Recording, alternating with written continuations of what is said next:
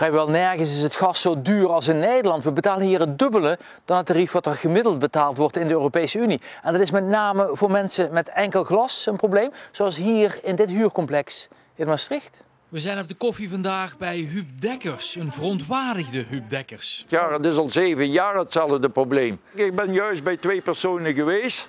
Aan deze kant waar we nu staan, die hebben de helft meer gasverbruik gehad als normaal. En dat leidt met de huidige prijzen voor een kuub gas tot forse extra kosten. Qua geld zit je al rond over de 200.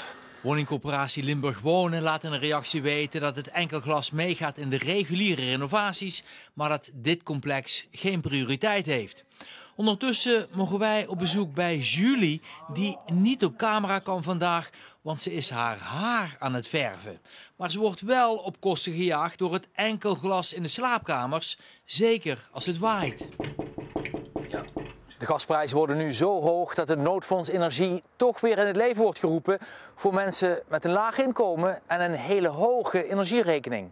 Huub neemt ons ondertussen mee naar de kelder waar de bewoners veel vochtoverlast ervaren. Oh, hier is water. En er staat inderdaad water bij de opbergruimtes. Het vocht in de muren is goed te zien en het leidt tot schimmel in zowel muren als berging. Dan heb je een indruk wat hier aan de hand is met de renovatie en onderhoud achterstallig. Jaren beloven en er komt niks aan terecht. Nou, hier zo. Wonen Limburg laat in een reactie weten dat er een inventarisatie in de maak is van de vochtproblemen.